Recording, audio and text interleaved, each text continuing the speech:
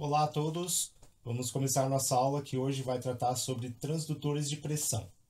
Bom, a pressão, na verdade, é uma grandeza composta por algumas outras grandezas. Ela pode ser medida em termos da força aplicada a uma determinada unidade de área, ou pode ser definida, por exemplo, utilizando a equação dos gases ideais.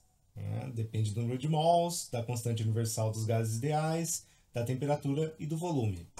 Bom, quando a gente está falando em medição de pressão, muito provavelmente estamos falando em transdutores de pressão e não em sensores de pressão. Por quê? Porque para medir a pressão, sempre você vai utilizar um método indireto. Você vai medir grandezas que compõem a pressão. O mais usual consiste em se medir a força ou o deslocamento que é causado pela mudança de pressão. Então, todas aquelas estratégias que nós já estudamos para medição de força, deslocamento, vão ser aplicadas aqui para medição de pressão, ok? Outro detalhe é que a unidade de pressão ela está muito atrelada com o ramo de atividade em que você vai precisa determinar esse valor de pressão. No sistema internacional, a pressão tem a unidade de Pascal, ok? Mas cada ramo de atividade trabalha com um certo tipo de unidade, então você encontra a pressão sendo definida de diversas maneiras.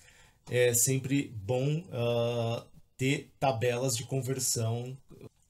Bom, a pressão, sem dúvida, é a grandeza que é mais medida em processos industriais. Ela está muito próxima ali da temperatura, né? A temperatura também é muito medida em processos industriais. A pressão ganha ali por um pouquinho. Ela sempre ela é a mais medida, tá? No caso aqui da disciplina, é claro, nós sempre estamos interessados em converter qualquer tipo de grandeza num sinal elétrico. Aqui não vai ser diferente. Eu também quero converter a pressão num sinal elétrico. E como eu mencionei anteriormente, nós vamos medir a força ou a deformação resultante de um deslocamento que é causado por mudança de pressão.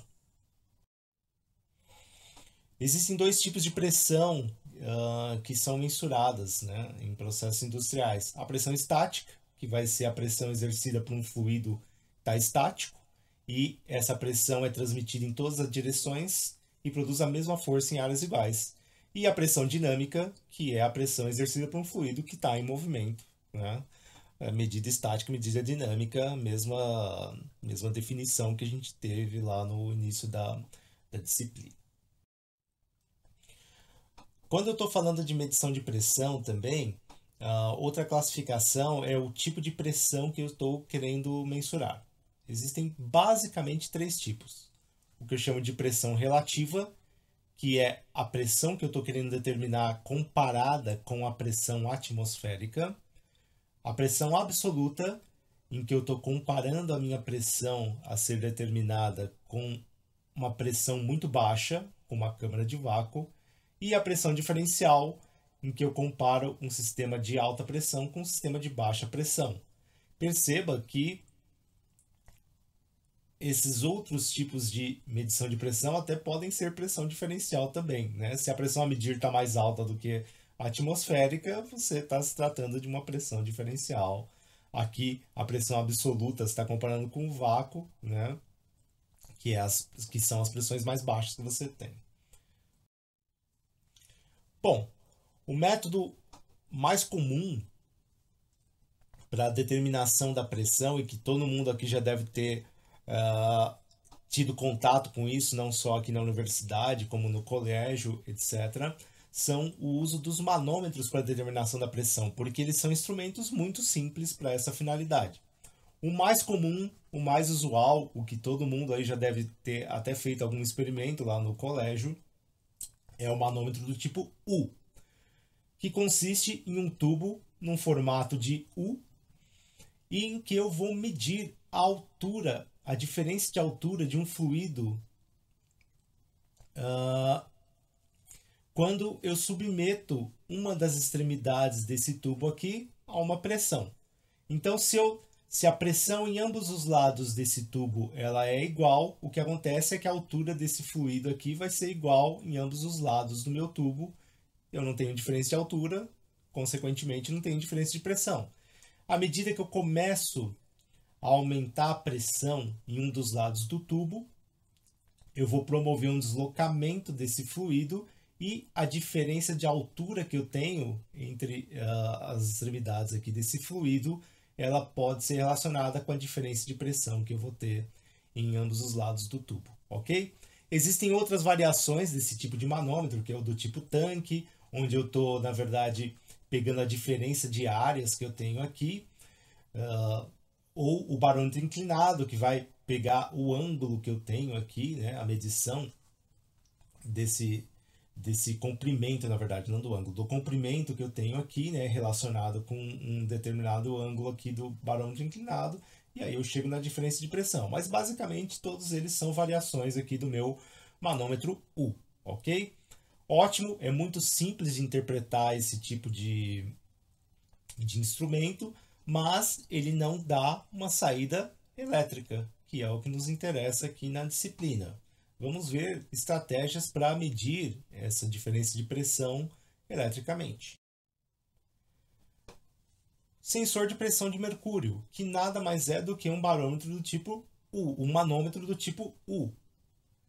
Mas aqui nós temos elementos elétricos acoplados nele. Perceba o seguinte: eu tenho dois resistores idênticos aqui na parte superior que estão conectados a um terminal metálico e eu vou preencher esse tubo aqui com um mercúrio, que é um metal no estado líquido, ok? Em temperatura ambiente.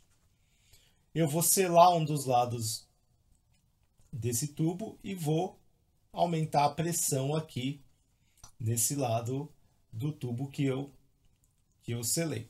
O que acontece? Ele vai funcionar como um manômetro convencional. À medida que a pressão aumenta em um dos lados do tubo, eu vou promover um deslocamento de altura desse fluido nesse sistema. Mas olha que interessante, eu conecto nesses dois pontos aqui algum instrumento que eu posso medir a tensão nesse sistema. E eu vou polarizar também esse sistema com uma tensão elétrica. Percebe que esse sistema se trata, na verdade, de um circuito do tipo ponte. Olha só, tenho dois resistores iguais na parte superior e dois resistores iguais na parte inferior quando eu não tenho diferença de pressão. Essa resistência aqui em relação a uma referência de terra vai ser composta pelo quê? Pelo meu filamento metálico que eu tenho aqui e pelo mercúrio, que é um metal líquido na forma líquida, então ele tem uma dada resistência elétrica. Se eu não tenho diferença de pressão, a altura desse mercúrio vai ser igual em ambos os lados do tubo, consequentemente a resistência desse trecho aqui vai ser exatamente igual à resistência do braço adjacente e a ponte estaria equilibrada, fornecendo uma saída de tensão zero. À medida que eu aumento a pressão em um lado do tubo, eu vou deslocando esse mercúrio para o outro lado, consequentemente aumentando a resistência desse ponto em relação ao outro. E com isso, então, eu consigo atrelar essa diferença de resistência, que por estar no circuito do tipo ponte já é convertida numa tensão, com a diferença de pressão que eu tenho, né, em ambas as extremidades do tubo. Então perceba que ele transformou um simples manômetro, que não é um instrumento elétrico, num instrumento elétrico, ok?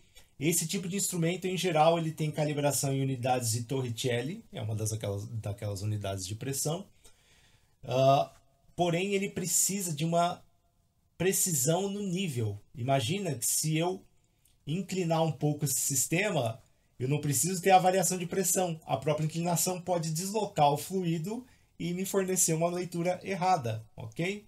Outro problema é que se eu vibrar esse sistema, eu também vou promover deslocamentos do fluido e ter leituras erradas de pressão nesse sistema. Ele também é um elemento de tamanho robusto, né? Então, isso sempre pode ser um impeditivo, né, para você utilizar em determinados tipos de aplicação, além de ser tóxico, porque a gente está falando aqui de mercúrio dentro. Se você tiver algum acidente, isso aqui pode liberar gases tóxicos, então realmente não é uma coisa muito muito, sim, muito desejável, né? Em qualquer ambiente, não só industrial, acadêmico, enfim. Ok? Vamos ver então outras estratégias que a gente pode utilizar para converter isso num sinal elétrico. Bom, outro instrumento muito utilizado para medição de pressão é o chamado tubo de Bourdon, tá? Que foi inventado por esse cara aqui em 1846. Esse, na verdade, pessoal, foi um dos primeiros instrumentos industriais, né, utilizados para determinar pressão. Porque você tem que lembrar que nessa época aqui estava tendo a Revolução Industrial e a grande parte da Revolução Industrial se deveu ao invento da máquina a vapor. Então você precisava medir, né, a pressão naquelas caldeiras, enfim, e se desenvolveu esse instrumento, que também é bastante simples. Vamos ver como é que ele funciona. Esse tubo, na verdade, ele, ele tem um elemento elástico aqui, aonde eu vou colocar a pressão dentro desse elemento elástico. Então, imagina que ele é uma espécie de uma bexiga, tá? E o fim de curso desse elemento elástico, ele está atrelado a uma mola que, por sua vez, está atrelado a um ponteiro. Então, à medida que eu aumento a pressão aqui na entrada do tubo de Bourdon, eu vou expandir esse elemento elástico, que por sua vez vai empurrar essa mola e movimentar o ponteiro, que vai indicar então qual é a pressão que está sendo exercida aqui na entrada desse tubo. Então, é um elemento bastante simples de ser entendido, de ser utilizado. Entretanto, não é elétrico. Como é que eu vou converter isso aqui num sinal elétrico? Ué, é bastante simples. Eu não estou convertendo aqui pressão em deslocamento, então eu posso colocar qualquer tipo de elemento que eu possa marcar uma posição, que eu possa marcar um deslocamento. Nós já vimos isso na aula anterior. Por exemplo, eu posso atrelar isso a um potenciômetro. Imagina que o meu ponteiro lá que está sofrendo um deslocamento está atrelado a um potenciômetro e a posição de agora que foi alterada pela pressão vai estar indicando uma determinada posição em resistência elétrica, e aí por sua vez eu converto isso em tensão e consigo relacionar então essa variação de tensão elétrica com a pressão que está marcando ali naquele momento, ok? Bem simples. Bom, existem também outras estratégias, mas elas na verdade são todas baseadas em medição de força e deslocamento. Então, por exemplo, eu posso trabalhar com sensores de membranas, diafragmas, que são muito comuns nesse ramo de aplicação. Então, a ideia aqui é que você tenha um diafragma, uma membrana que vai ser deformada ou deslocada por conta da variação de pressão em uma das extremidades dessa membrana, desse diafragma, e esse deslocamento você pode utilizar um outro tipo de sensor para marcar esse deslocamento. Um exemplo aqui, que é o do barômetro aneroide, ele está utilizando um strain gauge, ou seja, à medida que esse pino ele desce por conta do aumento da pressão na extremidade da membrana, ele deforma esse strain gauge e a variação de resistência, então, vai ser convertida em tensão elétrica, em resistência elétrica e com condicionamento adequado em tensão elétrica. Como eu dimensiono esse tipo de membrana? Tá? Nos interessa, em geral, a deflexão central da membrana, que é expressa por esse termo aqui, Z. Okay? Ele vai ser uma função quase linear da pressão que está aqui. Okay? Então, essas são as grandezas que compõem, né, o dimensionamento dessa membrana aqui. Então, eu vou construir o meu sensor explorando a espessura e a deflexão que essa membrana vai ter. Tá? Então, existe uma regra que eu utilizo em geral para projetar, para dimensionar essa membrana. Me interessa sempre o deslocamento central aqui, que é o Z, que a gente mencionou agora há pouco. Então, em geral, o deslocamento máximo que essa membrana pode ter aqui no seu eixo central, ele não deve exceder a 1/3 da espessura da membrana, né? Para não romper ela, para não exceder também o coeficiente de elasticidade, porque ela sempre tem que retornar ao seu estado original para que o instrumento funcione sem apresentar nenhum tipo de deriva, né? De deslocamento da curva.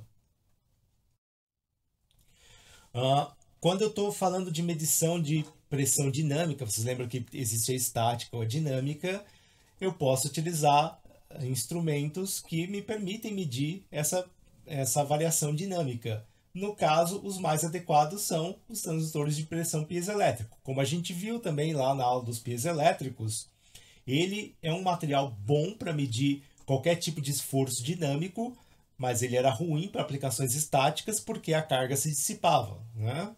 Então, a ideia aqui é utilizar o elemento piezoelétrico, e o que está mudando aqui em relação à aplicação pura de medição de força ou deslocamento é que eu vou colocar um encapsulamento adequado para variar a pressão em uma das extremidades, e é lógico, esse material vai ser deformado e consequentemente vai gerar cargas que eu posso então atrelar, né, a variação de pressão que eu tenho numa das extremidades desse elemento.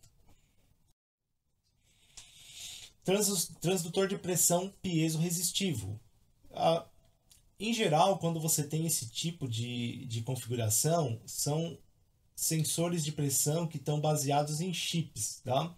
Aqui eu não vou dar detalhes de como isso é fabricado, porque vocês têm uma disciplina no curso que se chama Projeto de Microdispositivos para Instrumentação, onde ele dá técnicas, eles ensinam técnicas que você utiliza para obter esse tipo de elemento. Mas aqui o que se trata? A gente está falando de um elemento miniaturizado, então toda essa estrutura aqui provavelmente tem dimensões da ordem da espessura de um fio de cabelo humano, ou seja, 100 micrômetros, ok? 100 vezes 10 a menos 6 metros. Bom, isso aqui funciona exatamente como um transdutor de diafragma. A diferença é que ele tem resistores aqui fabricados, aqui difundidos de alguma forma. Bom, ele tem um diafragma, né, uma membrana, ele tem uma abertura para que eu submeta esse elemento a uma diferença de pressão, e ele coloca esses resistores aqui no corpo desse elemento. Um deles está atrelado aqui na membrana, o outro está aqui na parte que não sofre deflexão, que é esse daqui. O que vai acontecer? Ele tem dois resistores, um deles está deformando e o outro não está deformando, mas são resistores idênticos. Já deu para sacar que ele vai utilizar algum tipo de condicionamento que a gente já conhece. Para quê? Para relacionar primeiro essa mudança de resistência causada pela mudança de pressão com tensão elétrica, e o outro resistor está aqui para compensar algum efeito parasitário. No caso é a temperatura, então a temperatura também afeta esse tipo de elemento e ela tem que ser minimizada, ela tem que ser eliminada. Olha aqui, eu tenho dois tipos aqui, ó, um transdutor de pressão absoluta, um transdutor de pressão relativa. Quando é absoluta, vocês têm que lembrar que ele está comparando a pressão com o vácuo, né? Então, uma parte desse elemento aqui é selada, e aí você vem com outra parte e coloca a pressão que você está querendo medir. E existem o relativo, né, em que ele utiliza o mesmo elemento, mas agora ele tem dois lados para você colocar a diferença de pressão nesse tipo de sistema. Ótimo. Vamos falar um pouco agora de uma classe especial de transdutores de pressão, que é a medição de vácuo, ou seja, a gente está falando de medição de pressão absoluta, tá? Isso aqui, o vácuo, na verdade, é toda uma ciência à parte de instrumentos, de equipamentos que você tem para tanto atingir essas pressões como mensurar essas pressões, tá? Primeiro instrumento que a gente vai ver, ele está baseado em condutividade térmica. Olha só que interessante. Sabe-se que a condutividade térmica de um gás, de um fluido, ela cai quando eu também reduzo a pressão. Então eu posso por exemplo, relacionar essa condutividade térmica com a pressão, e isso é feito no que eu chamo de manômetro de resistência elétrica, ou mais conhecido pelo seu nome comercial, manômetro do tipo Pirani. Como é que é esse manômetro Pirani? Eu tenho um circuito ponte convencional e um dos resistores que compõem essa ponte vai ser um filamento elétrico cuja resistência evidentemente se iguala com as demais para que eu tenha um ponto de equilíbrio de pressão. Em geral, a pressão atmosfera, eu vou querer que esse elemento tenha a resistência igual às outras resistências para que eu tenha uma saída zerada na minha ponte. Vamos entender como é que ele funciona. Então, na pressão atmosférica, eu tenho gás aqui entrando nesse tubo em que eu tenho esse filamento, que é uma lâmpada, e eu aplico um potencial aqui de alimentação nesse sistema de modo que eu tenha aquecimento neste filamento. Então, é uma lâmpada que vai estar aquecida, né, que vai estar até acesa, no caso, mas nessas condições de pressão ambiente, esse aquecimento ele vai deixar essa resistência aqui com o mesmo valor das demais para que eu tenha 1.0. Ok, as moléculas que estão chegando aqui desse fluido, né, que está na pressão atmosférica, elas roubam, vamos falar dessa forma, temperatura do meu filamento, né, e mantém isso daqui com uma temperatura constante. Agora imagina que eu começo a reduzir a pressão, ou seja, eu começo a retirar moléculas desse sistema. Quando eu começo a retirar essas moléculas desse sistema, eu vou reduzindo o choque dessas moléculas aqui com o meu filamento. O que acontece? Eu já não tenho mais o fluido, né, retirando a temperatura aqui do filamento. O que vai acontecer? Consequentemente, o filamento começa a aumentar a sua temperatura. Quando ele aumenta a temperatura, ele começa a aumentar a sua resistência. É um filamento metálico, vocês sabem que toda resistência aumenta a resistência com o aumento de temperatura, provocando um desequilíbrio na ponte. Então eu vou ter uma saída de tensão que está proporcional aqui à pressão que eu estou medindo. Esse tipo de instrumento ele não consegue medir toda a pressão de vácuo, ele vai medir o que a gente chama de pré-vácuo. O pré-vácuo vai, na verdade, da pressão atmosférica, ou pressões até um pouquinho mais elevadas do que isso, até a pressão de 10 a menos 3 torricellis. Torricelli é uma unidade muito usual em ciência de vácuo, tá? Então, quase todo tipo de instrumento que você vê lá atrelado a vácuo vai estar na unidade de Torricelli. Entendido? Olha aqui a curva de transferência de um transdutor desse tipo. Dá para perceber que ela é bastante linear para a faixa de interesse, que é aproximadamente essa daqui, tá? De pressão atmosférica até aproximadamente 10 a menos 3 Torricelli. Outro tipo de medidor que eu utilizo, mas agora não para medir o que eu chamo de pré-vácuo, para medir o que eu chamo de alto vácuo, que são pressões inferiores a 10 a menos 3 Torricelli, é o medidor de ionização. Esse daqui já é um pouco mais complexo em relação ao anterior, tá? Vamos olhar a estrutura dele para entender como é que ele funciona. Eu tenho um filamento, que é uma lâmpada, tá? Essa parte é similar lá ao medidor anterior. E eu vou aplicar um potencial para aquecer esse filamento. Quando eu aqueço esse filamento, ele começa a emitir elétrons, ele começa a liberar elétrons, ok? Então, no filamento, todo o material aquecido a uma determinada temperatura, ele começa a emitir elétrons, tá? Eu tenho outros dois elementos que compõem esse sistema. Eu tenho uma grade aqui, que vai estar a um determinado potencial elétrico em relação a esse filamento. E eu tenho aqui também um outro eletrodo, aqui, chamado de plate, que também é colocado a um determinado potencial do meu filamento. E evidentemente eu tenho a conexão aqui com a minha câmara, que vai estar a pressão lá de vácuo, vai estar com uma pressão abaixo de 10 a menos 3 Torricelli. Como é que ele funciona? Quando a pressão está mais elevada aqui, esses elétrons eles são acelerados em direção a essa grade pela diferença de potencial que é aplicada entre o filamento e a grade. Porém, imagina que quando você está numa pressão um pouco mais elevada, aqui no caso 10 a menos 3 Torricelli, esses elétrons eles colidem aqui com algumas moléculas que você tem do gás e não conseguem ir muito longe. Esses íons que são gerados são coletados por essa grade e fecham um circuito aqui, acarretando numa corrente aqui que a gente chama lá da corrente de grade, ok? À medida que eu vou reduzindo essa pressão, eu já não tenho tantas moléculas nesse sistema para esse elétron se chocar. Então ele consegue atingir aqui distâncias maiores. Uma boa parte deles consegue atingir aqui o eletrodo plate e gerar o que eu chamo de corrente aqui do plate, ok? Quando eu meço a diferença dessas correntes que eu estou medindo aqui entre a grade e o plate, quanto maior for a corrente aqui de plate, menor é a pressão, ou seja, uma boa parte da corrente do filamento vai estar chegando aqui, e é dessa forma então que eu relaciono com pressões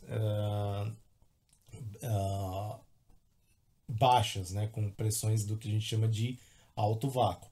Então esse é um sensor que ele não consegue funcionar em pressões elevadas, porque a quantidade de moléculas aqui é tão grande que você não tem sensibilidade. Em muitos casos, inclusive, até danifica esse tipo de sistema aqui, né? Então ele tem que funcionar nessa pressão mais baixa mesmo.